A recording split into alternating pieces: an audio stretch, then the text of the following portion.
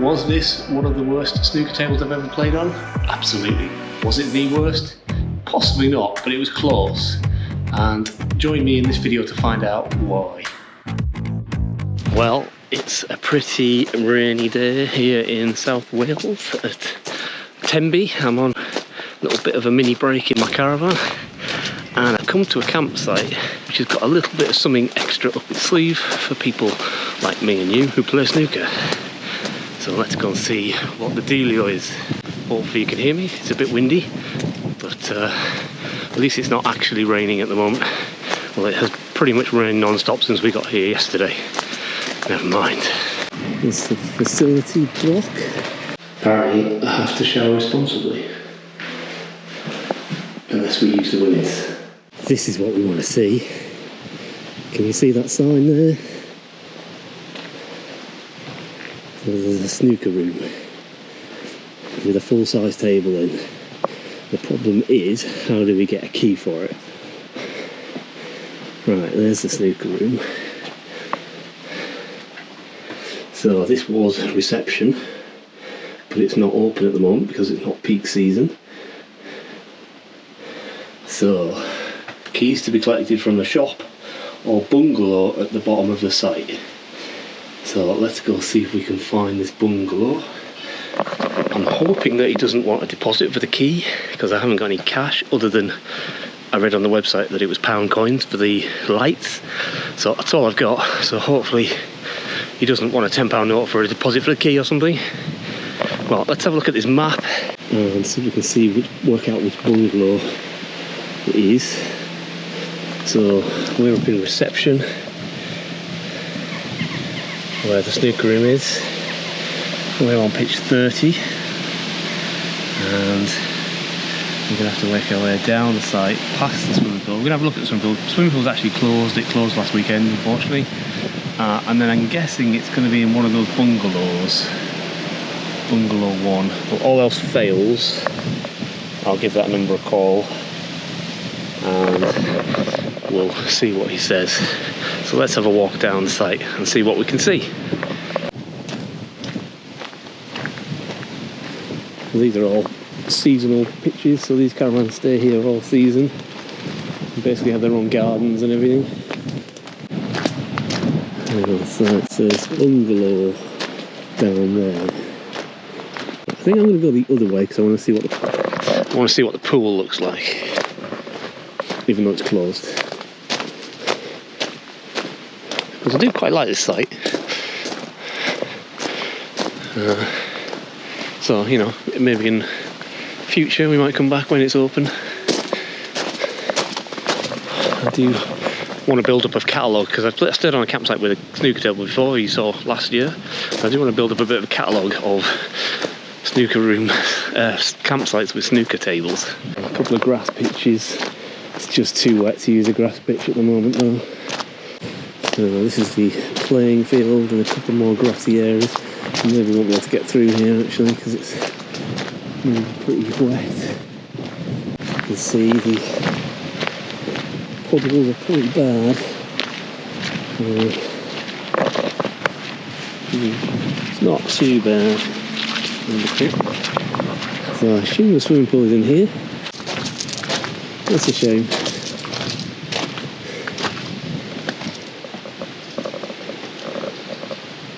That would have been a nice little swimming pool to use, but it shut last weekend as far as I'm aware. At least there's some stones to walk on. Okay, so that looks like it's private. So we'll go back the other way and see if we can find a way through to the bungalow. Phone box. I imagine there's still a phone in it.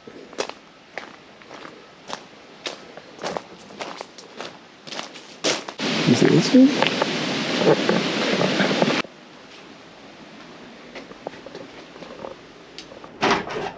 Hi, I hope to come to the right place. Try to get a hold of somebody to get the key for the snooker room. Yeah, if you go to the next door, she's got the key in there. This one? Yeah, if you ring that doorbell, okay, she should come out and... Lovely, thank you very much. Cheers. Hi, I'm after the key for the snooker room. Thank you very much. Okay. We need £1 for the light. Yes, I got a few pounds. There we are. When you finish, just pop it through the letterbox. Here? No, or opposite. number 1, opposite, yeah. Up in the shop. Oh, in the shop? Okay. Yeah, because it's closed now and we can pick it up tomorrow. Brilliant. But make sure you push it through so it drops on the floor, because sometimes it'll stick. Alright, thank you very much. Bye. There we have it. Key for the snooker room. Let's go and get the snooker cue and some camera stuff, and let's go and play some snooker. I've got my balls as well, because I don't know what the balls will be like here, so we'll go and have a look and see what it's like. It could be crap, it could be really good. Pictures looked okay. Bit old-fashioned, but you know, beggars can't be choosers. It's also quite expensive, £1 for 15 minutes I think, but well, more expensive than I'm used to anyway, where it's £1 an hour. So let's have a look up and see what we can see.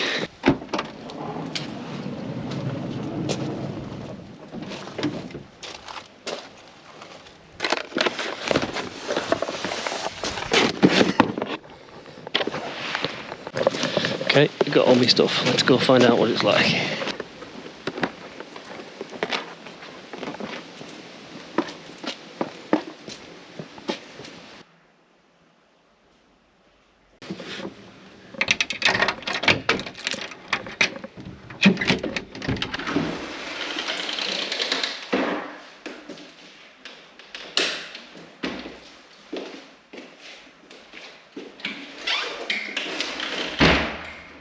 At least there's a light I can use to get set up.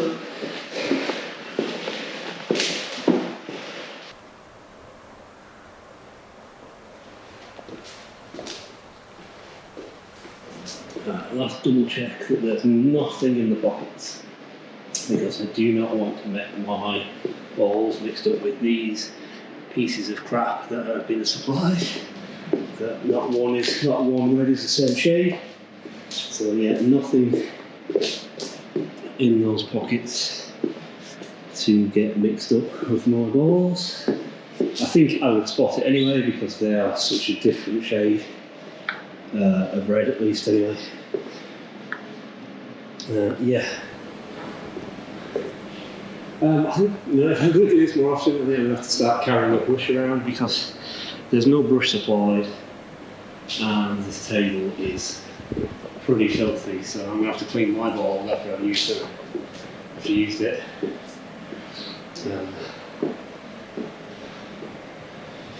I'm here for a week, but I haven't been really able to go and pick a brush up from somewhere. I might be able to find one out and about. I don't know. But let's play some snooker, see how it feels.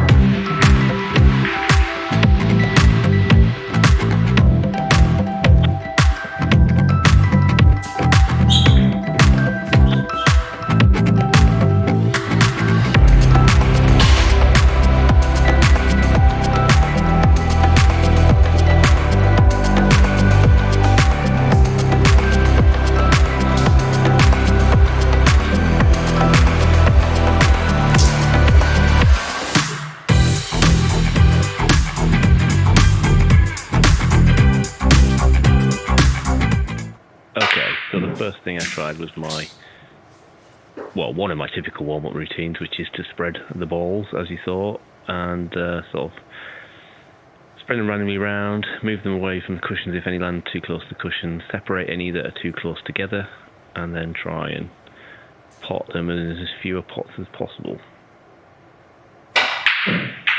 And that pocket's definitely rejected that one at that speed. It was very damp in this room. I'm recording this commentary some weeks later from when I played in this room, so I don't remember exactly what the conditions were like, but I remember it being very damp. I had to quite often wipe down my cue. It was quite muggy anyway. the weather when we were there wasn't very sunny, but it was wet and it was warm, so it was quite damp. Well, that was some way off. That was disappointing. It's a shame because I think it has the potential to be a nice table. I think, you know, it needs a new cloth, definitely. It needs looking after a bit more. Perhaps could do with some new pocket leathers, but that's probably about it, really. The cushions aren't too bad.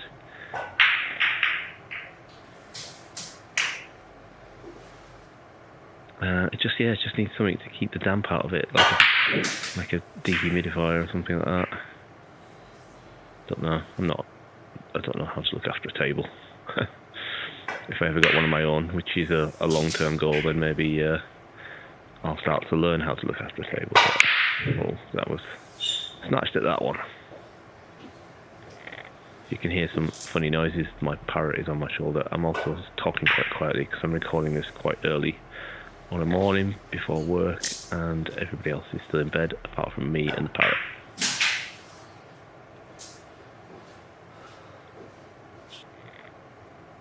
Oh, and my hedgehog, but she's a nocturnal.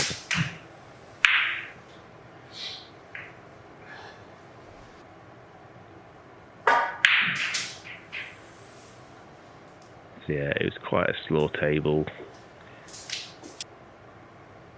I did use my own balls, which did help. God only knows what the balls they were provided would have been like. I should have tried them just for a laugh, but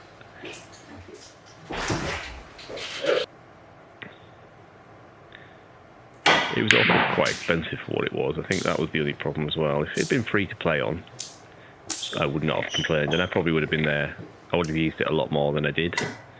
But it was £1 for 15 minutes, which, you know, it's not the most expensive table in the world, but, you know, in my own club, which also aren't the best tables in the world, my home club, it's £1 for an hour. So it's quite a difference, really.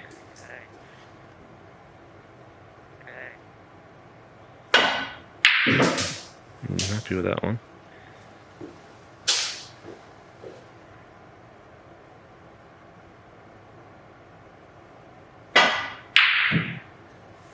The light was also like, it used, you know, the old type of energy saving bulbs, the sort of, are they fluorescent ones? The sort of ones that are tubes wound up to look like bulbs, and they took quite a long time to actually get.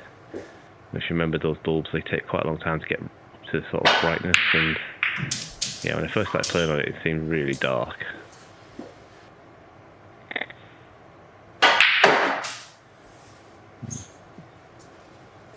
Happy with that pot.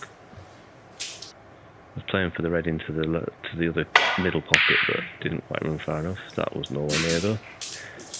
Unless I'm playing billiards.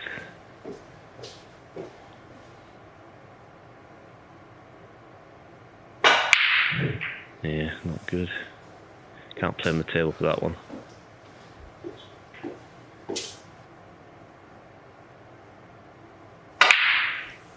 But that one was good.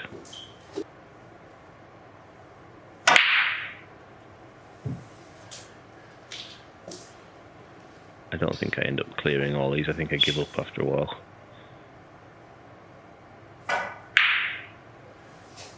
Maybe not, let's get that in. Just left a double one. Well, double kiss.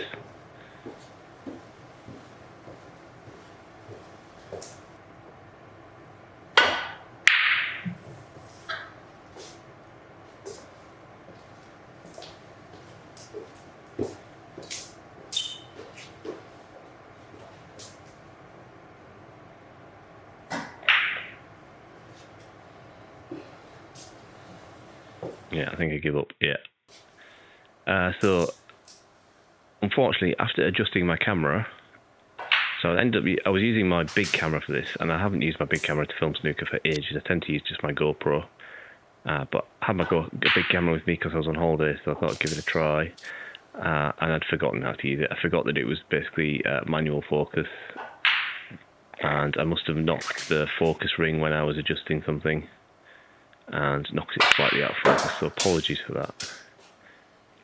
So yeah, next thing I tried was doing my any order lineup, and this, I did a couple of attempts at it, and this was probably this was the best attempt, but it wasn't a good attempt, if you know what I mean.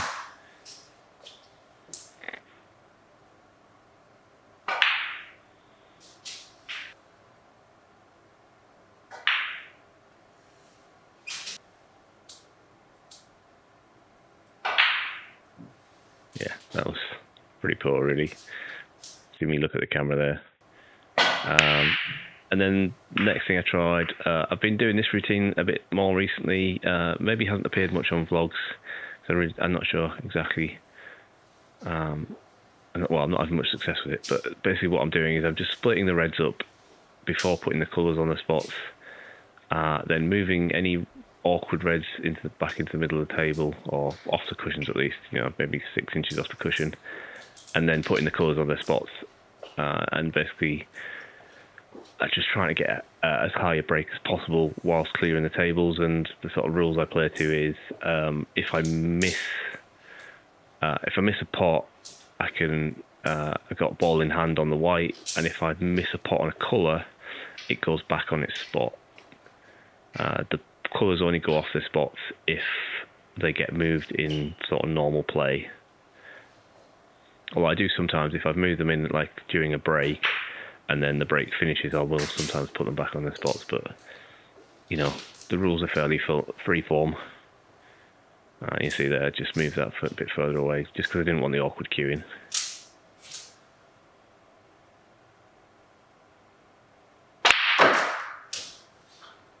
So, tried to split the reds there. I mean, I've been watching a fair bit of the English Open and the British Open over the last couple of weeks, and in the English Open especially, the players were complaining that the reds weren't splitting, the table was playing heavy for some reason in that particular shot, and I understand what they mean, because yeah, I went into them pretty well and it didn't move. They didn't move, rather.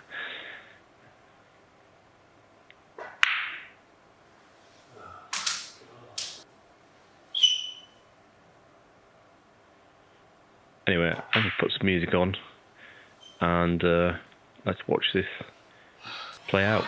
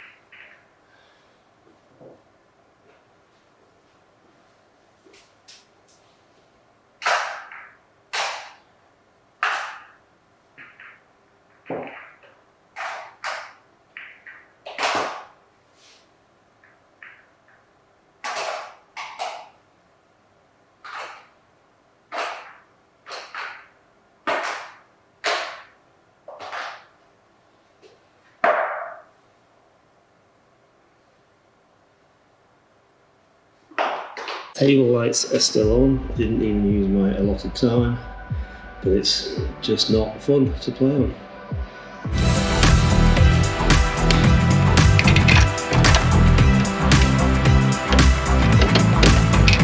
Posted.